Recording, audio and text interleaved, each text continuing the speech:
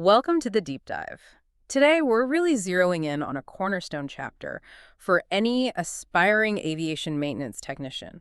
Aircraft finishing. If you're going through your airframe course right now, think of this as your guide to mastering Chapter 8. We're talking everything from, the chemistry of the paint to the legal marks you have to get exactly right. And it's so important to get this right from the start. What we call paint is it's really a critical, complex layer of maintenance. Right. It's not just for looks. Not at all. It's the primary firewall protecting the airframe's integrity. You're fighting corrosion, UV damage, chemical spills, everything. This is a maintenance item, first and foremost. Absolutely. So our mission today is to break this whole system down for you.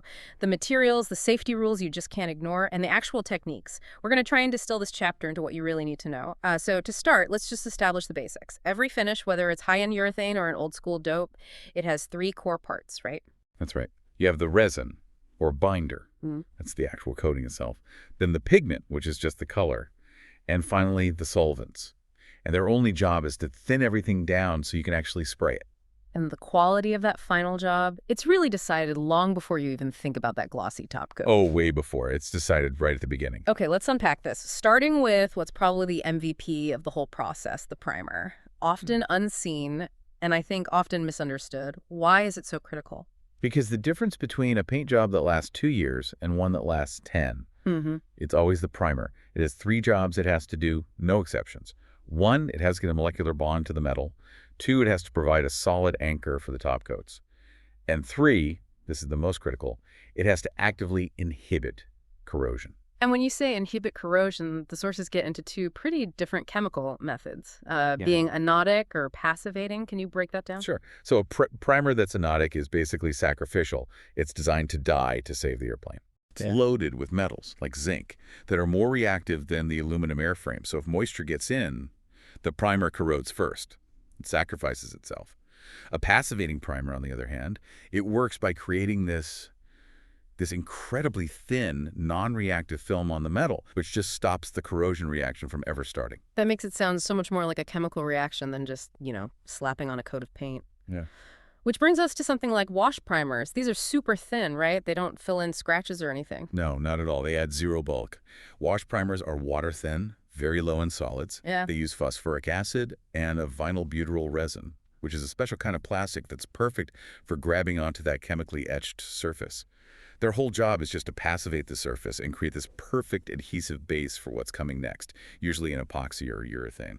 And I remember reading a very specific warning about those, something about the timing. Absolutely critical. Because it's a chemical reaction, you have a very strict, very short recoat window. And if you miss it, you're done. You haven't created a bond, you've created a separation layer, the adhesion fails, and the entire prep job is ruined. You have to strip it all off and start again. Wow. Okay, so moving up to the high-performance stuff, it seems like polyurethane is still king for modern aircraft exteriors. It's the standard, yeah. Top the line for resisting pretty much everything, abrasion, stains, chemicals. Plus, it's naturally UV resistant, which is huge at altitude. And it's the coating that really gave us that super deep, smooth, wet look you see on jets. But there's a big alternative, epoxy coatings. The book says they're tough, chemical resistant, often used for internal structures like steel tube frames. What's the main difference there? The safety profile. This is a big one.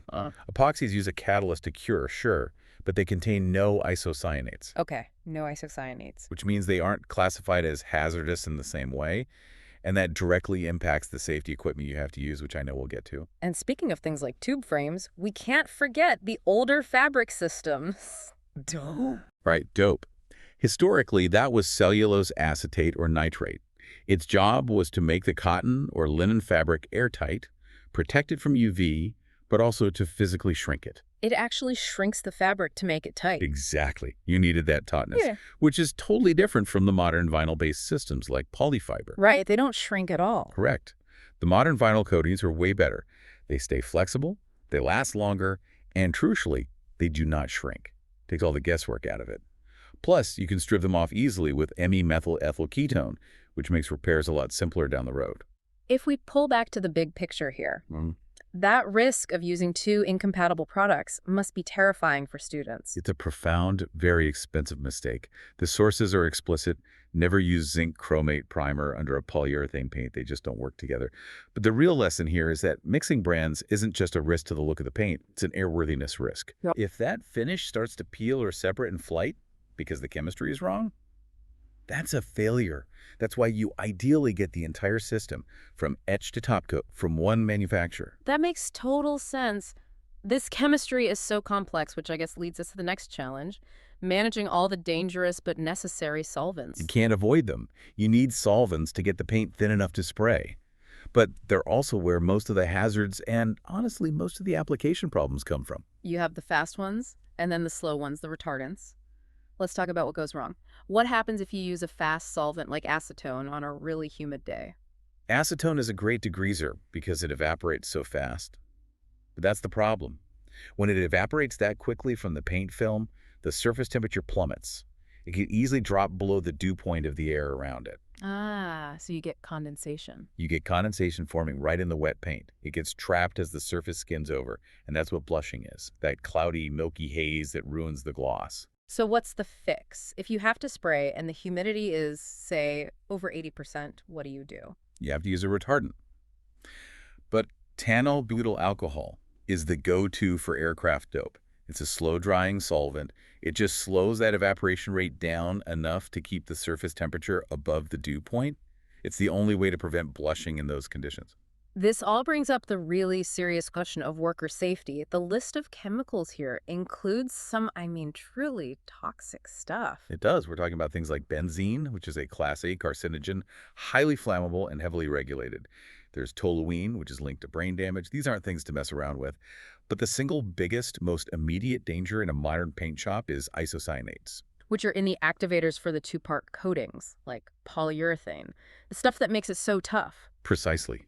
And here is the one piece of safety information you absolutely must remember. Isocyanate exposure can cause permanent respiratory damage, and the fumes go straight through a standard charcoal respirator. So the charcoal masks are useless. Completely. That's why when you are spraying any coating with isocyanates or even a chromate primer, you are mandated to use a fresh air breathing system.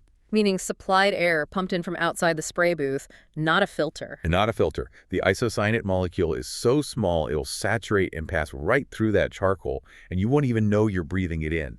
This isn't a recommendation, it's a hard rule to save your lungs. Okay, safety established. Let's shift to the physical work, where the tech spends most of their time. Surface prep.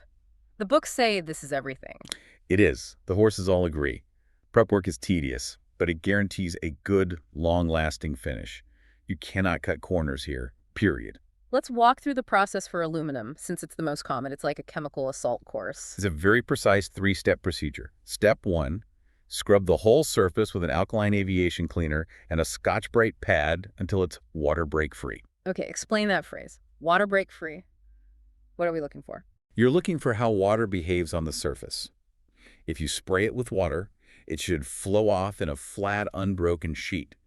If the water beads up into little drops, like on a waxed car, It's still dirty. it's still contaminated. You've got oil or silicone on there somewhere. You have to clean it again until it passes that test. It's simple, but it's essential. So once it's clean, we move on to the acid. Step 2 is the acid etch.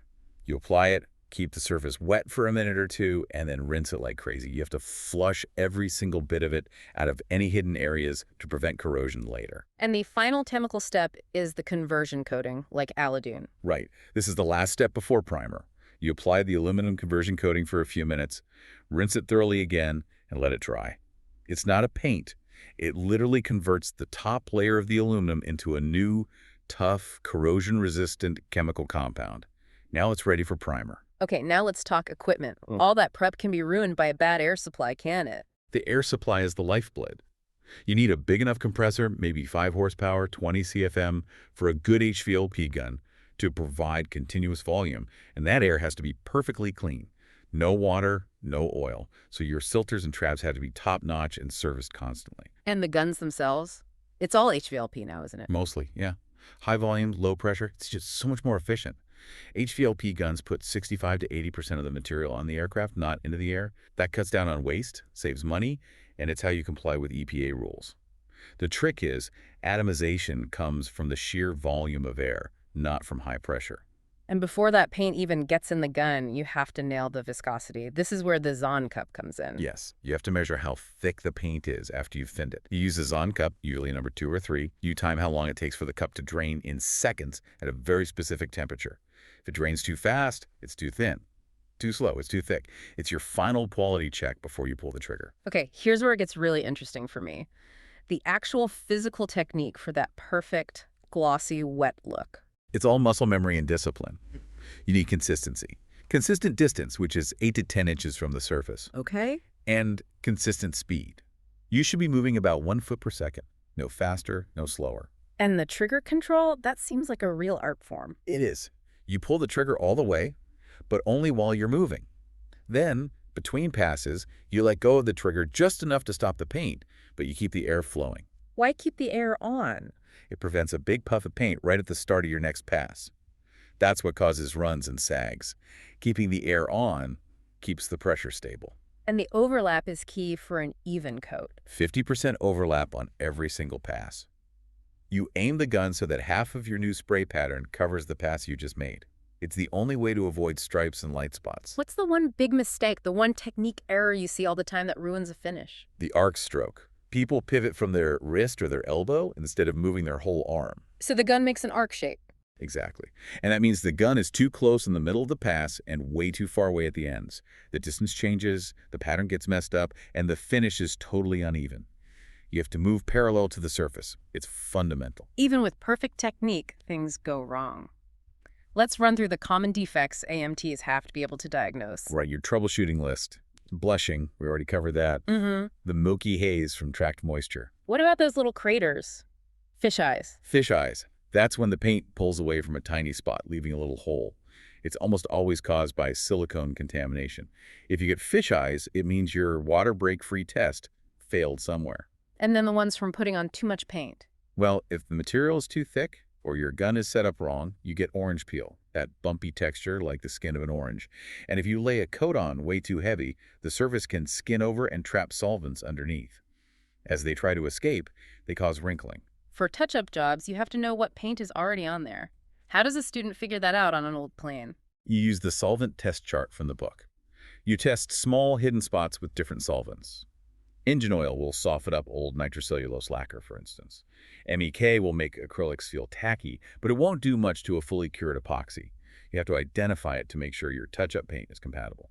And finally, let's talk compliance. After all that work, you have to get the markings right. 14 CFR Part 45. This is the last check, and it's a legal one. The registration marks, the big N followed by the number.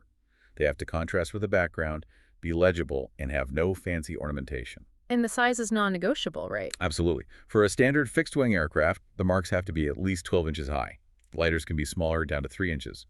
But trust me, that 12-inch requirement is the first thing an FAA inspector will pull a tape measure out for on a new paint job. Has to be right. So really what this all comes down to is that a paint job is this incredible system of chemistry, safety, technique, and legal compliance. Exactly. We've talked about primers that sacrifice themselves, the absolute need for fresh air systems for isocyanates, how HVLP saves paint and protects the environment, and the precision you need with everything from a Zahn cup to avoiding that arc stroke. The journey from bare metal to a gleaming, airworthy aircraft it's a lot more complicated than people think. You have to respect the chemistry. You do. And the final rule, the thing to always remember, comes right from the source material. Use compatible components from the same manufacturer for the entire system, from the etch all the way to the top coat. That is your single best defense against failure. It's why the manufacturer's data sheet of all the chemical info and recoat times, it's just as important as your spray gun. For an AMT, that data sheet is your Bible.